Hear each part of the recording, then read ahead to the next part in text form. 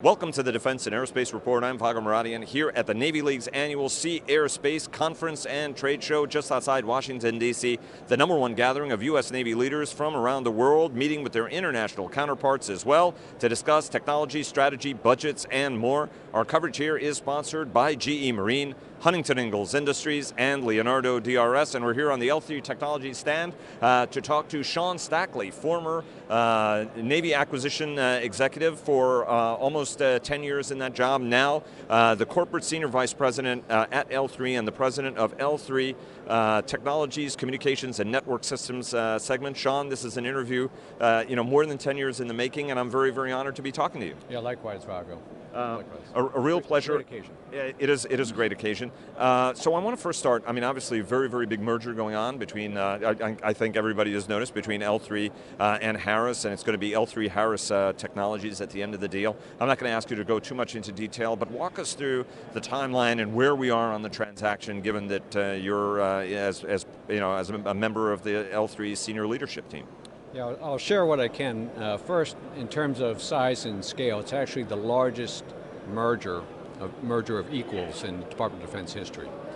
And so the merger was announced in October of 2018, and that initiated the process that takes place with L3 and Harris working with the government and also with the shareholders, investors, et cetera, to go through due process. Right now, things are on track. Back in the October timeframe, when Chris Kubasik for L3 announced the merger, he described that target closure of the merger and all the activities about June of 2019 is what we were targeting, and right now we're on track. Things are going well. We've gone through a series of rigor with Department of Justice, Department of Defense, Commerce, as well as again, with our investors and our shareholders, and everything looks good, everything looks strong. And do you, in each one of these transactions, there's always a sense that things to be divested, for example, from the joint companies at the end of the day. Do you guys have any spots where you think the government's going to have a hard spot where you're going to have to spin off or do a consent decree at this point? Well, like I described, DOJ was pretty thorough in its, called it the investigation of the merger, and as it went through looking at all of L3's and Harris's capabilities and looking at where there was any potential conflict or any impact on competition, there was one business that stood out, or one technology or capability, which was in night vision. And so that's on the public record right now, and Harris has gone through the process of divesting of its night vision business. Let me take you to the big topic here, which is better harnessing information and networking sort of the future battle force to connect legacy assets, future assets, unmanned assets, and actually allow the Navy to get more out of its information infrastructure. We've had conversations with Vice Admiral Murs on that, the N9, Christian Becker, the SPAWAR commander. Talk to us a little bit about how your vision and the L3 architecture to bring all of these various pieces together is, because that fundamentally is the challenge of how do you stitch together all of these disparate elements into a much more coherent whole. What's kind of the strategy you guys are pursuing to try to help the Navy with that? Well, let me start by describing that our vision is not different from the Department of Defense or particularly the Department of the Navy's vision. The path that the Navy is on, it's been on for well over a decade, frankly. And when you take a look at the challenge that we've got in terms of routine presence in theater and then scaling up to contested environment, high-end conflict, the challenge that we have 8,000 miles from home, a lot of it is centered around connectivity. A lot of it is centered around the ability to provide secure communications, the ability to navigate under conditions where GPS may be denied. So when you look at the distance from home, the contested environment, and then the near-peer competitor, certain things emerge that we have got to do. The CNO has talked about the future force structure assessment and how it's about more than just counting ships, it's about capability. When you take a look at what we're doing we being the Department of Defense and industry with regards to advanced sensors, advanced communications, LPI, low probability intercept, low probability detect, anti-jam communications, about protecting the overhead, about unmanned systems, augmenting, supplementing the battle force. Each of those areas, aside from the major platforms themselves, each of those areas are sectors of technology and capability that L3 has a strength. We believe we're a key player in terms of data links, we're a key player in terms of secure, resilient communications, waveforms. We have gone into unmanned in a big way, unmanned underwater, surface, and aerial. We're also looking at secure waveforms that provide constant communications in a heavy jam environment. And now we're looking at applying those for those first platforms that will be in theater, right down to the kinetic weapons that will be used in theater. So the Department of the Navy, the Department of Defense, their strategy with dealing with that contested fight, distant from home, about making every weapon count, making every platform more secure, more survivable, plays into L3's wheelhouse in terms of our capability in data links, in communications, electronic warfare, and now in unmanned. You are a retired Navy captain, Naval Academy graduate, class of 1979, and you were the LPD program manager, LPD 17 program manager, and you have, as you and I were talking a little bit earlier, the scars to prove that. But then also was the Research, Development, and Acquisition Assistant Secretary of the Navy to sort of work that and other programs to try to improve capability. There are some folks that we talk to here that look at, that feel that the Navy needs to have a higher level, more overarching organization to sort of oversee the integration of all of these systems. That even though you've got somebody very competent in, for example, as an Admiral Bill Murs, who's been the N9 to do that warfare integration, there are those who look at it and say, hey look, we need, or Admiral Kilby who's going to go in that job, that we need a higher level organization to do that stitching. From your standpoint, do you think that there needs to be sort of a higher oversight of that? I mean, is the system and the way that we're bringing all of these elements together being done in a coordinated enough fashion from your standpoint? Well, let me first go back a little bit in time. There once was a 4-star command, Chief of Naval Materiel, right, that in fact had that role, that overarching in terms of our research, development, test and evaluation establishment, and that was done away with for some valid reasons. Today, I don't think the issue today is about adding layers.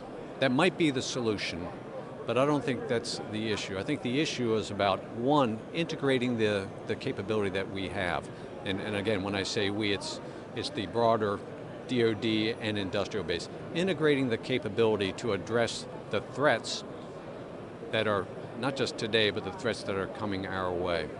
So I know that the Department of the Navy is looking at this. I know that DoD looked at it previously.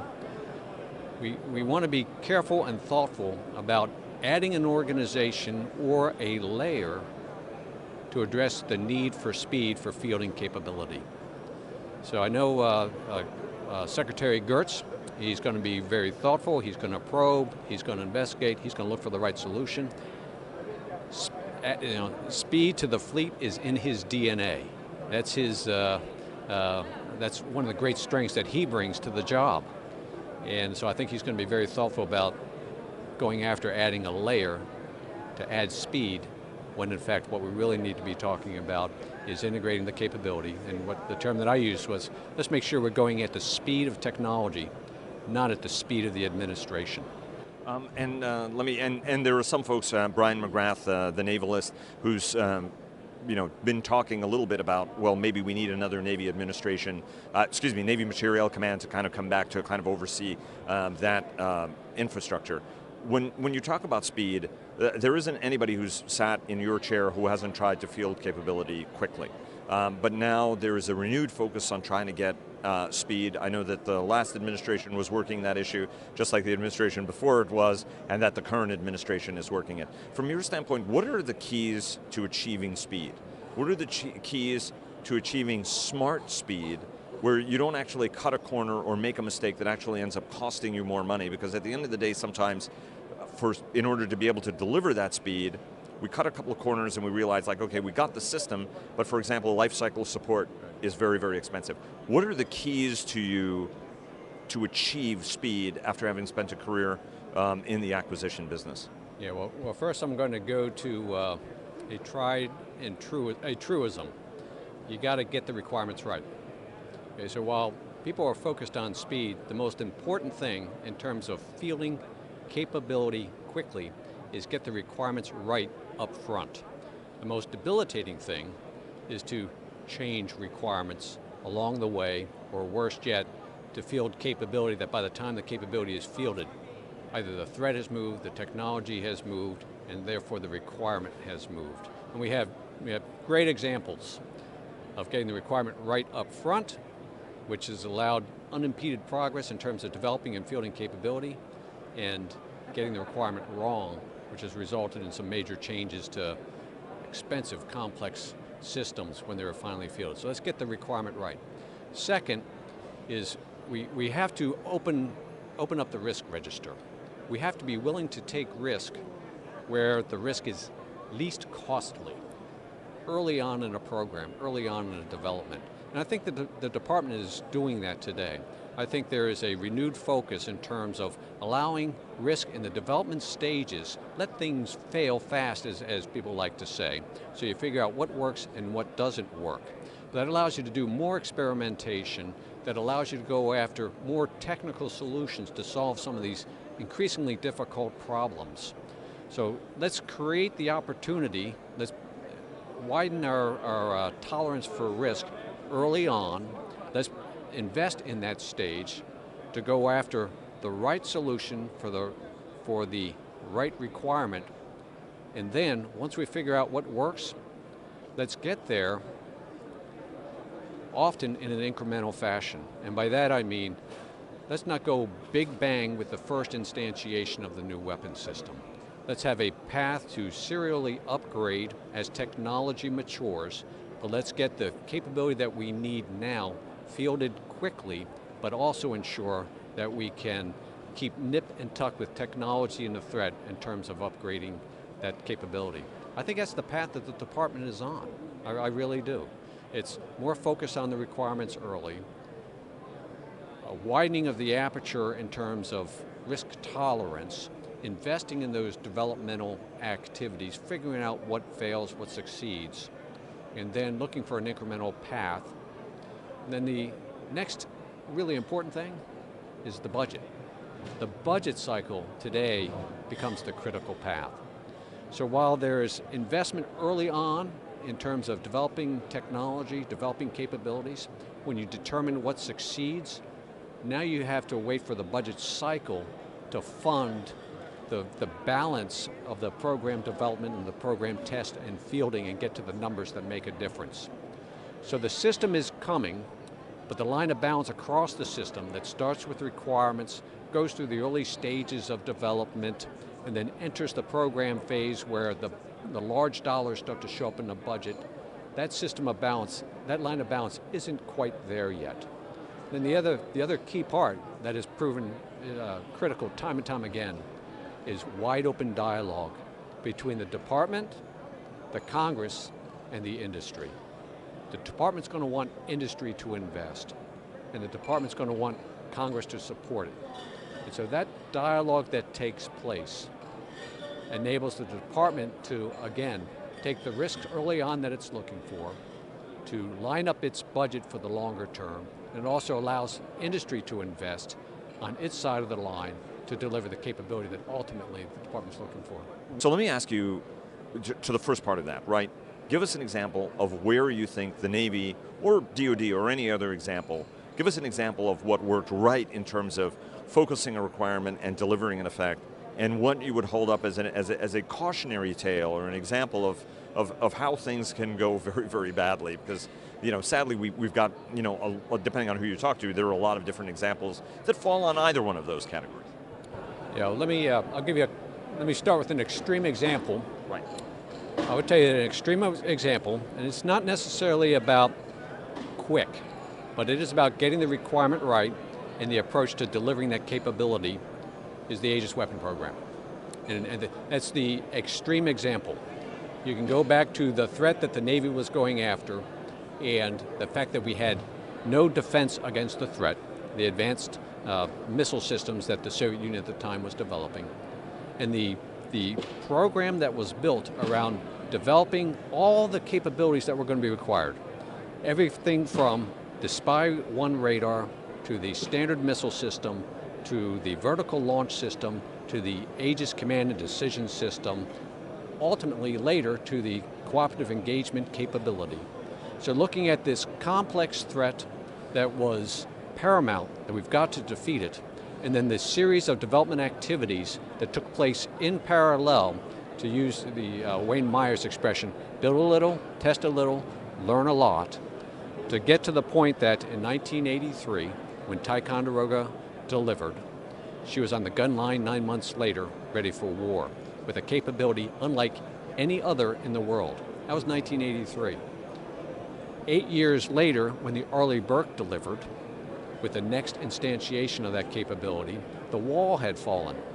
And the thought at the time was, well, we're building the wrong ship. This is a Cold War weapon. Except the way it was designed to have a path to continuous upgrade capability to pace the threat. Here we are, 25, 26 years later, we're still building the Arleigh Burke for a far different mission against a very different threat in numbers that matter, that continue to ensure the continued superiority of our naval surface fleet. That's a large-scale example.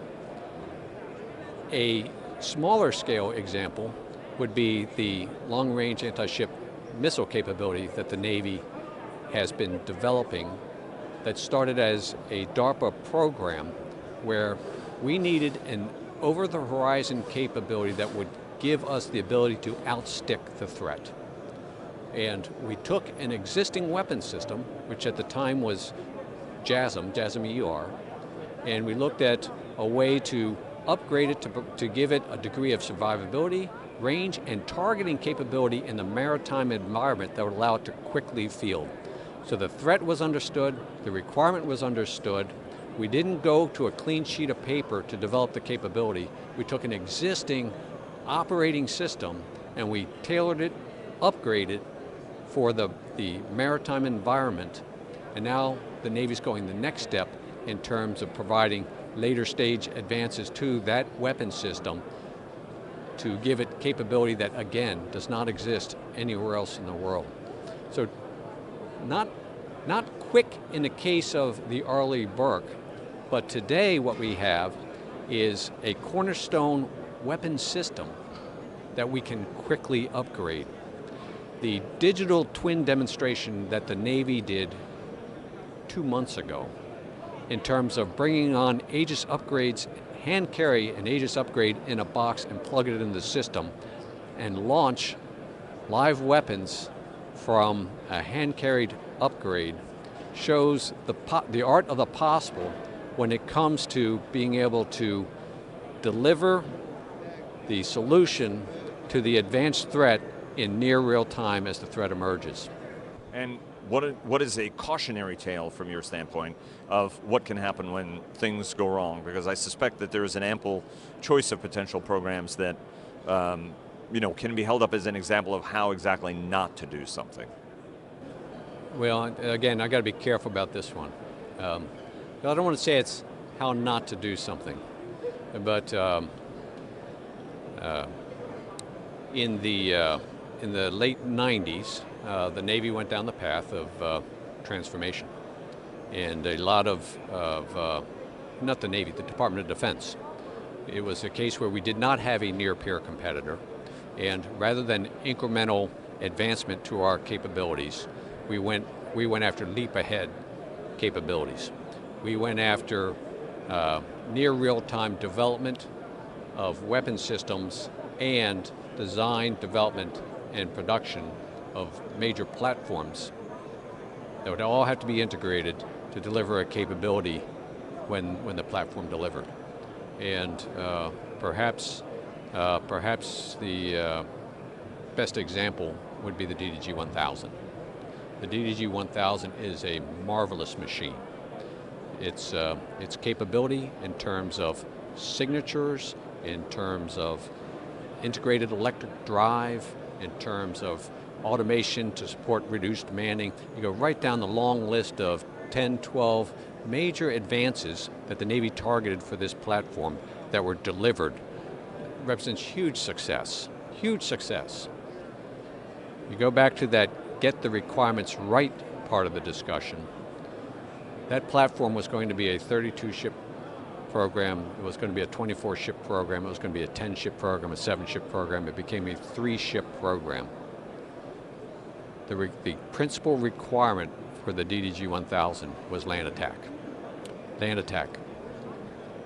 When that requirement was set, the solution for land attack was limited. In fact, the Navy had to maintain the 4 Iowa-class battleships in a mobilization state simply because of the naval surface fire support that they provided. It was in law. And the DDG-1000 was basically going to replace that and then some to support the Marine Corps assault mission. Well, the reality is that with the change of technology, the change of the threat, the environment in terms of amphibious warfare had changed, and all the networks and everything that comes with that. That we were not going to rely upon a DDG-1000 class of ships to provide the naval surface fire support to support that amphibious mission.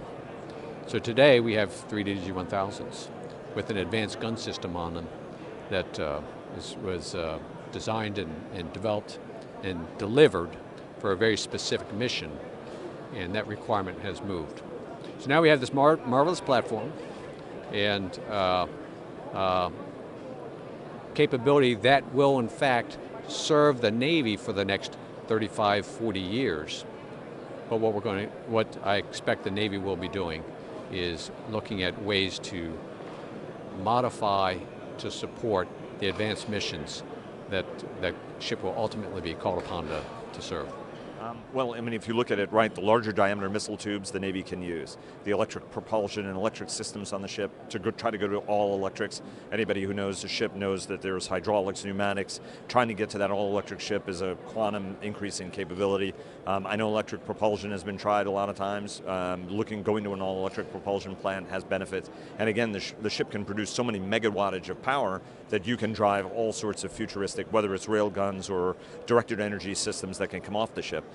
Let me ask you a last question, which is, you spent a career in the acquisition field. Now you're on the industry side of things. What can both sides learn from one another to try to improve the relationship? There were going to be some times when the department, and I think you earned a reputation for delivering some stick when stick had to be delivered to somebody on the industry side of things. I think always in a gentlemanly fashion. At the end of the day, I think that how do you see the dynamics of the relationship on both sides, and what have you learned now that you've come to the industry side of things about how industry operates and looks at some of these situations and how to sort of ensure the most productive relationship at the end of the day? Yeah, so I actually spent a fair amount of time thinking about that. And you mean the delivering stick side of it? I'll just say all of the above. I literally, the last event I was at before joining with you here today was a sponsors lunch.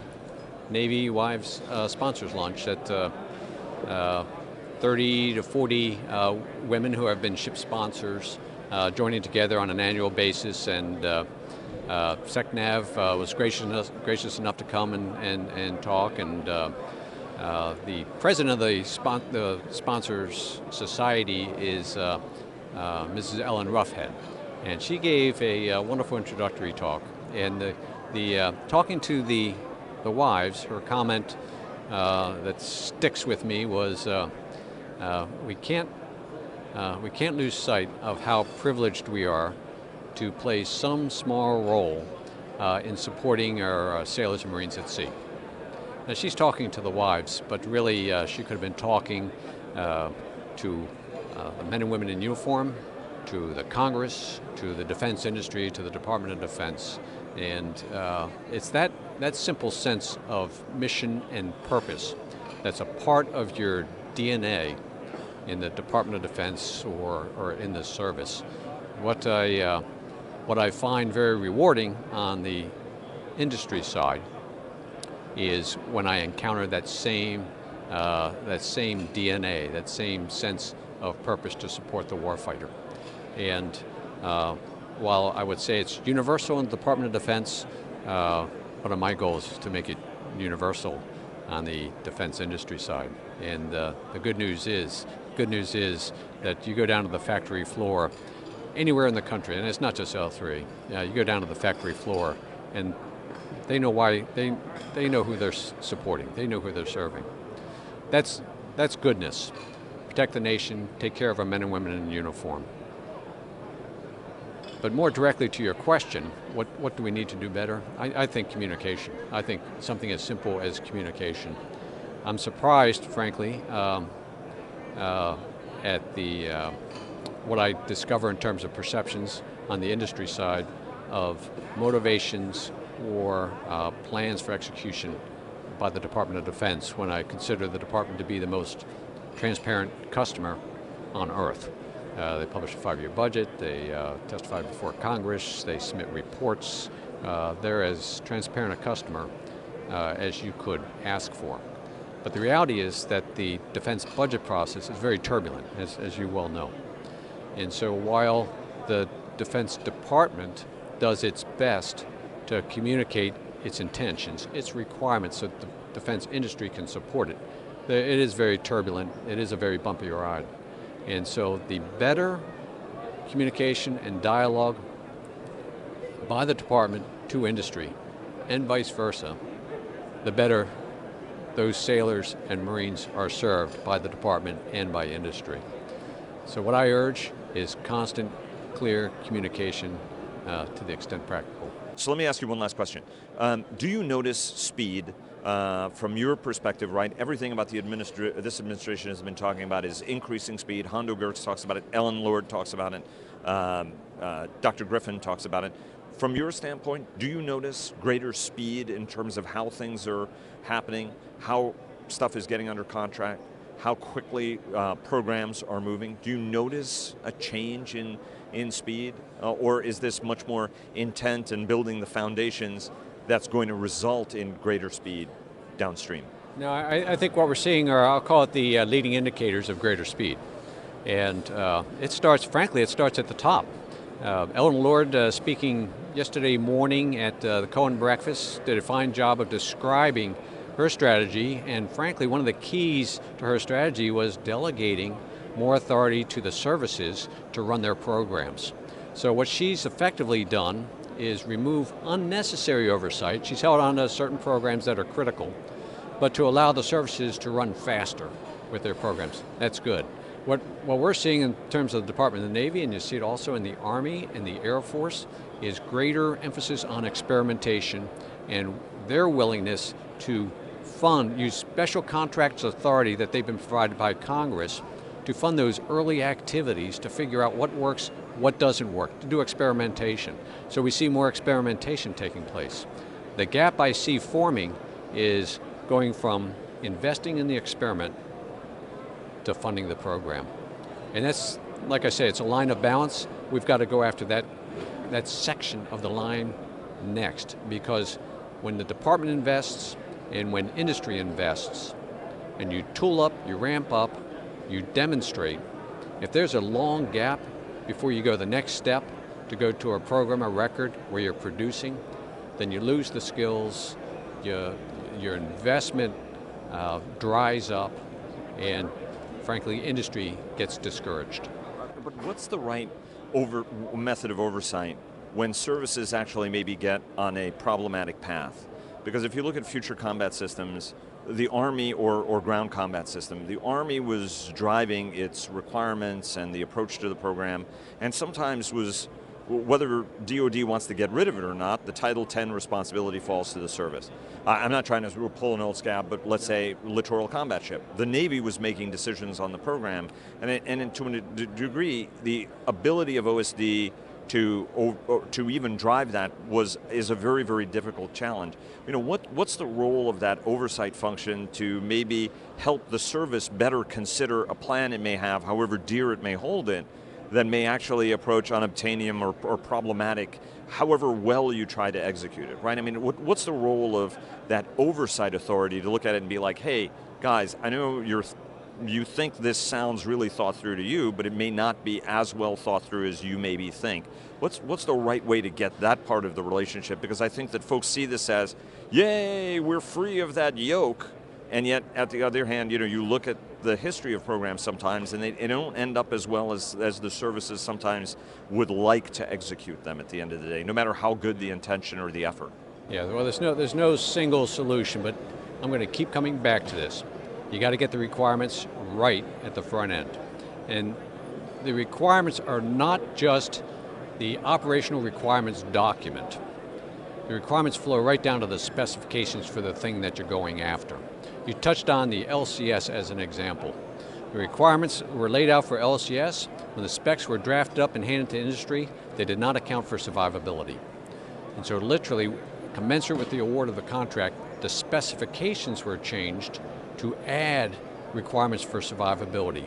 That brought the program to its knees on day one. So time has to be spent on the front end to get those requirements right and to make conscious decisions regarding the flow down from the requirements to the specifications. Not simply leave it up to determination by systems commands, but the requirements community needs to keep their hand on that. Because what occurs next is risk management. And there has to be deliberate decisions in terms of risk tolerance. How much risk are we willing to tolerate, which is going to vary based on the urgency of the requirement, okay, as you flow down from requirement to specification to contract. I would tell you that that was not done on LCS, and I frankly did a lot of studying in the aftermath of LCS, looking at failed programs, and almost without exception, programs failed in that very early stage of understanding the requirement, properly flowing the requirement down to the specifications, knowing what the risk is, and making a conscious decision about the willingness to tolerate that risk and what you're going to do to mitigate it and manage it through the program. That was not done on LCS. That was not done on the first attempt at the presidential helicopter replacement. That was not done on the remote mine hunting system. You can just look at your failed programs, that's the trend. The problem occurs when you have a failed program, then the backlash is more layers, more oversight. So let's focus up front, true requirement. Let's find where possible an incremental approach to the requirement that leverages mature technologies to the extent practical and upgrades the system when when the technology is mature enough to upgrade the system. And let's understand what the risk is and manage the retirement of those risks as you go through the execution of the program. Sean Stackley, an absolute honor and a pleasure, the Corporate Senior Vice President of L3 Technologies, the President of L3 Technologies Communications and Network Systems segment, which is soon going to be absorbed and into the Harris merger, retired United States Navy captain and former Assistant Secretary of the Navy for Research, Development, and Acquisition. Real honor and pleasure, Sean, and would love to sit and talk to you anytime about acquisition lessons that folks can learn from in the community, because I know how hard every single person in the acquisition community works to try to get it right, looking at all of the obstacles and barriers, whether they're on the congressional side, the budget side, the inter-service rivalry part of it. But at the end of the day, it's folks like you who've devoted your lives to this, both in government and industry, that allow us to have that technological superiority. So thanks very much for all you've done, sir. Thanks, Vago. Thanks much. Cheers.